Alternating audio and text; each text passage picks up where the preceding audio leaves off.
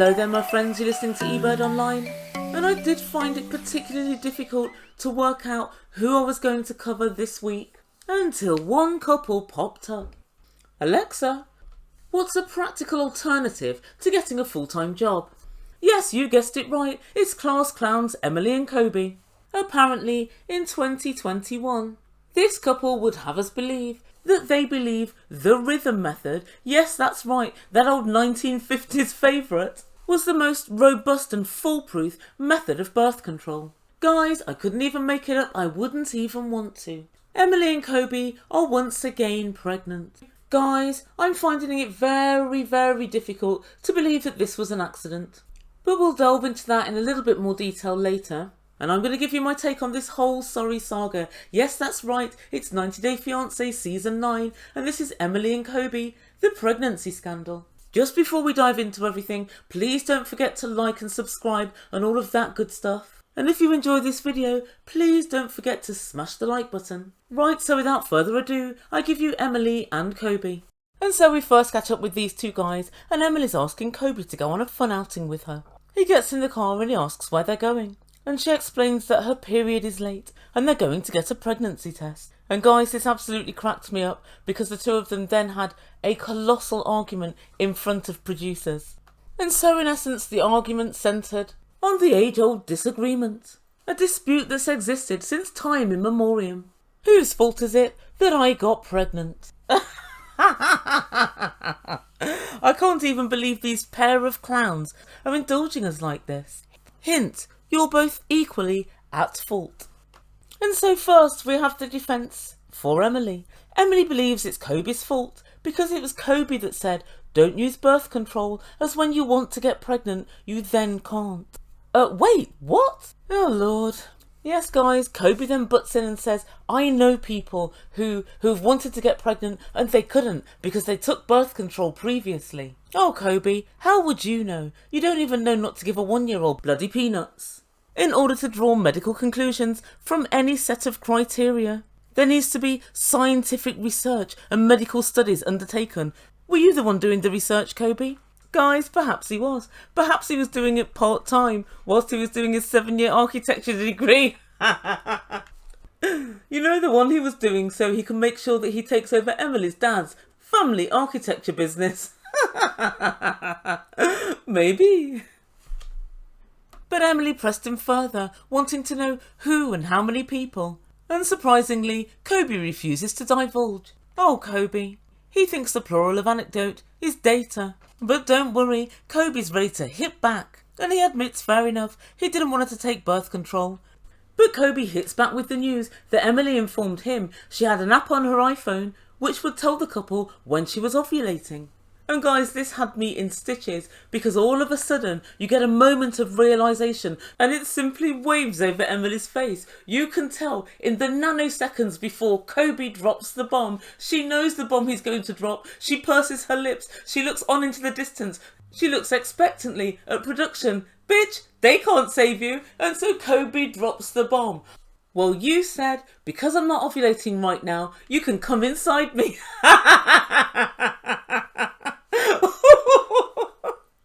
Oh my word! I couldn't believe it! Even TLC blanked out the word come. What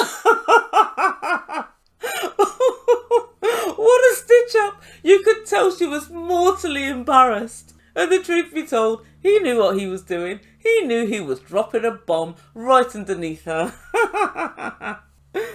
But yes, it really was some argument. They were both extremely touchy about it. Guys, give peace a chance, yeah? Oh dear Kobe, after that it's very clear to me, you can't be trusted. You're a whistleblower, an op, a grass, a snitch. You're a shitmouth. You knew good and well she wanted nobody to know that story, but yet you told us all anyway. And so they arrive at the chemist, and they look around and purchase a couple of pregnancy tests. Emily remarks that they should have bought condoms. Yes, you should have, Emily, weeks ago. It's too late now. What's this? The horse, it's bolted. Let's close the stable door. And so the next time we catch up with this ridiculous pair of chumps, they're in the pharmacy toilet. And I can hear, oh no, no, no, no. And I thought, oh my god, it's the bed shop part 2. Is there no way this couple won't get it on? They emerged a few moments later, looking rather sheepish, and it turns out they took not 1, but 2 pregnancy tests. And finally, Emily informs us that she's super pregnant. And again, the idiocy of these two leaves me lost for words. She showed the camera the 2 pregnancy tests. Of course, they both said, "You're pregnant," one line. But she'd bought the same brand of test twice. Emily, if there's a mistake or a chemical imbalance which is going to bring out a false positive, I know guys it's very, very unlikely, but even if there is, you're more than likely going to get it with another test of the same type. Why wouldn't you buy 2 different tests from different companies? Guys, I've got every reason to believe that Emily does not have the brains she was born with. I don't know what's happened to her, and I don't know when, but she's not the full ticket. And Kobe looks shell-shocked. He looked at her and said, "What are we going to do now? Kobe, don't you think you've done enough?" And then we see them once more with production. And Emily says it's not the right timing at the moment. We're still figuring out our parenting and our relationship. And the one thing that I said I definitely wouldn't do is have another child in my parents' house. Well, Emily, might I suggest you have it at the hospital instead? These guys, they're cracking me up, they really are. But Emily's got a plan. What's her grand plan? Well, it's to keep the pregnancy secret. Right, I see, so you're using a plan that's never ever worked for anybody, ever, at any point in time. And so Kobe decides to ask, "How long do you think you can keep it secret for?" And she said, "Well, until I start showing. So 8.5 months then, Emily." And Emily said, "I don't want to tell my parents yet. My parents are paying for this wedding, and so I want it to be a fun time." Guys, I can just see it now. Emily's going to be sitting there downing shots at the top table. But then something interesting happened. Emily was upset because Kobe wasn't happy she was pregnant. Of course he's not happy. He's worried, and with very good reason. Kobe said he's actually worried about facing a family. He has no work permit, no job, no money, and no house. But then, the truth be told, Emily's dad absolutely hates the sight of Kobe anyway, from what my eyes tell me. So I guess in reality, there's no further down. Kobe can sink. Happy days. But having said all of that, there's no doubt in my mind that Emily's dad's going to completely blame Kobe for this whole fiasco. Mark my words, Emily's going to emerge from this scot-free. And whilst Emily does have a serious problem controlling her lusty inclinations, I've got to say, Kobe, the decision not to use birth control, as Emily so succinctly put it, can lead to a birth. It has led to a birth. But guys, who would Emily be without putting the boot in just when the going gets tough? And Emily said, "Well, there's far more pressure on me than on you, because I'm the one making all the money. Emily, you work part-time as a bloody nanny." Guys, she thinks she's Elon fucking Musk. Why does she keep talking about the work she does, the work she does? You do so little work, you're so lazy, you can't be bothered to get out of your own bed and feed your baby at night. You'd rather just have him suckle your breast from in your bed. You barely work, and we heard that when you were in China, Kobe paid for everything because Kobe was the one working. So you weren't even working then. So I think come the F on. Kobe can't work at the moment and you know it, but I think just as soon as he can, he will do. And so Emily throws the pissy sticks in the bin and she exits stage left. And that's where we end things for this week. So what does the Ebird make from all of this? Well, these guys played a game of fuck around and find out, and they got found out. As I said, I think Kobe will get the blame for all of this, and to some extent rightly so.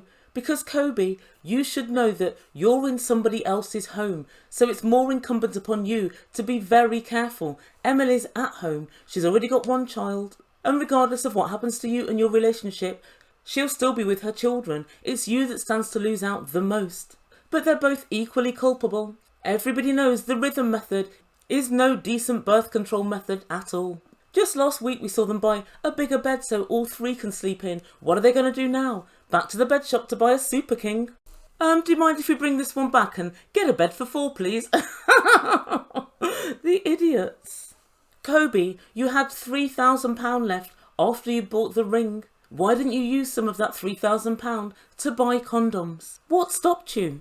And we heard last week that her parents don't think they should really get married. And her mum said, well, why don't you just wait and see what happens? And this is just the kind of catastrophe, I think, that's going to split this couple up. I didn't have very high hopes for this relationship anyway, but now I really don't see them making it. But guys, when I started thinking about this, one thing came to mind, and that is, for some reason, I don't know why, but I think Emily wanted to get pregnant. She said earlier in this episode, you know, I want a big family, I want more kids. And also, you can't tell me that Emily doesn't realise that using the rhythm method leaves them on very, very shaky ground indeed. As far as I'm concerned, it's virtually no method at all. The rhythm method is what people do when they want to try for a baby. They should advise the rhythm method at fertility clinics. She didn't insist on him wearing a condom, and also when he said, oh, if you use birth control, it stops you from getting pregnant later, he has no empirical evidence for this so-called theory whatsoever. So Emily, why didn't you pull him up on it? You seem to pull him up on everything else. But this, one of the most important things, you let him make the decision. Sketchy, very sketchy indeed. Guys, what do you think? Do you think it was part of Emily's plan? I'm not saying she definitely wanted to get pregnant, but I think she thought, well, if we get pregnant now, so what? I want my kids to be close together in age. I want a big family. What's the big deal? She knows that her parents have quite a bit of money and she can rely on them. And also it seems to me that she's very, very comfortable at home. It's Kobe that wants to move out, not Emily. Even when Emily got £10,000 given to her to spend on the wedding, Kobe was all for saving some of the money and moving out, but Emily didn't want that at all. I think she likes having plenty of people at home to help her with the childcare. So please let me know your thoughts down below. Whose fault do you think it is? And do you think this was some sort of plan on Emily's part? I can't help but think it is. She's been very lackadaisical with regard to birth control. And for some ridiculous reason, she managed to convince Kobe, oh, don't worry, let's put all faith in this app. To me, it's a real stretch to believe that she didn't know what was likely to happen, whether it was now or 3, 6 or 9 months in the future. It was always going to happen. So guys, put your comments down below and I will see you very soon. I'm off to the south of France for a few days, so you may not get a video until next week. But I do have a lot to say about Shaeeda and Bilal and also Mohamed and Eve. So stay tuned. Please don't forget to like and subscribe. Make Ebird a happy Ebird. And don't forget to smash the like button if you enjoyed the video. You've been listening to Ebird Online and I bid you good day.